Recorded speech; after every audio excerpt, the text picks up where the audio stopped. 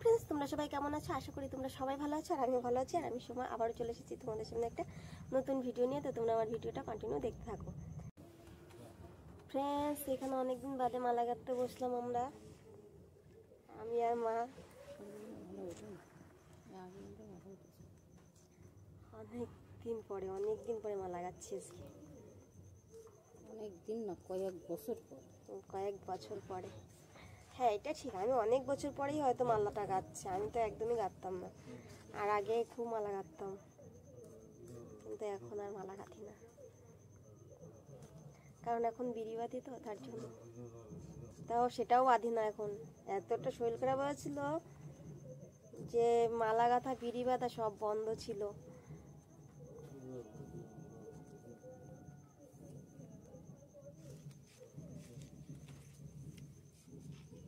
তোমাদের সাথে আজকে কিছু আলোচনা নিয়ে এসেছি, কারণ তোমরা অনেকে অনেক রকমভাবে প্রশ্ন করো, অনেক কথা বলো, সেটার জন্যই আমি আজকে এখানে ভিডিওটা করছি।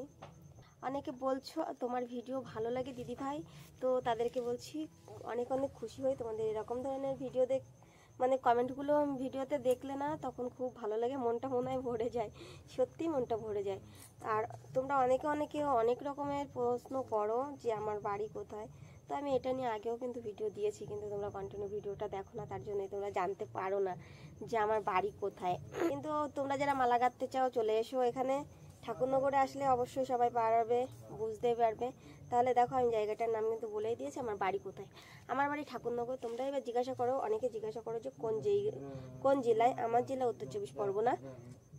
তো আশা করব এটা নিয়ে আর কোনো প্রশ্ন থাকবে না, আর এর বেশি আমি কিছু বলতে পারবো না তোমাদের। আমি কিন্তু পুরোটাই বলে দিয়েছি, বা প্রত্যেকটা ভিডিওতে বলা থাকে।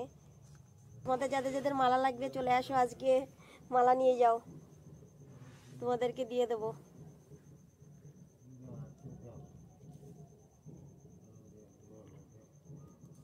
মালা নিতে আসতে পারো, অসুবিধা নেই।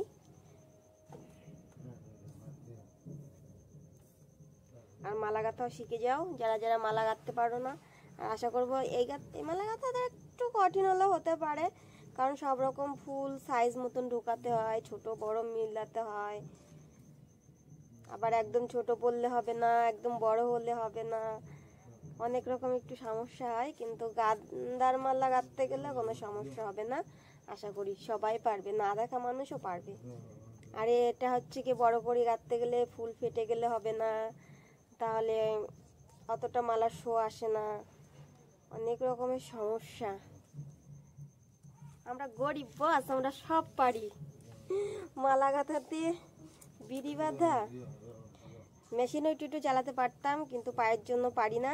দিদি মেশিন করতো, আমার দিদি, তখন একটু বসতাম, চালাতে পারি, কিন্তু পায়ের চাপ লাগে, ওর জন্য মেশিন চালানো যাবে না, কারণ ভারী জিনিসই টানি না। তোমরা তো জানো, তোমাদেরকে বলেছি যে আমার ভারী জিনিস টানাই বন্ধ। আর তোমরা তো অনেক সময় বলো যে কি করি কি না করি, সবসময় সবার প্রশ্ন। তোমরা ভিডিও দেখলে অবশ্যই বুঝতে পারবে যে আমি কি করি আর কি করি না।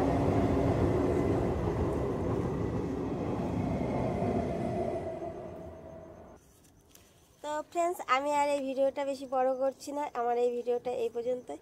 যদি তোমাদের ভালো লেগে থাকে প্লিজ লাইক, কমেন্ট, শেয়ার এবং সাবস্ক্রাইব করো। আর যারা যারা নতুন এসেছো প্লিজ আমার পেজটাকে একটু ফলো করো। আর যারা যারা ইউটিউব পেজের নাম জানো না এখনও পর্যন্ত, তো আমার ইউটিউব পেজের নাম আছে সোমা মণ্ডল ব্লগ। প্লিজ আমার পেজটাকে একটু গিয়ে সাবস্ক্রাইব করে দিও। আর ইনস্টাগ্রামের নাম আছে SRK সোমা মণ্ডল, একটু সাপোর্ট করো। আশা করবো আমার ভিডিও তোমাদের ভালো লাগবে। হ্যাঁ, প্লিজ একটু শেয়ার করো। সবাইকে টাটা, সবাই ভালো থেকো, সুস্থ থেকো।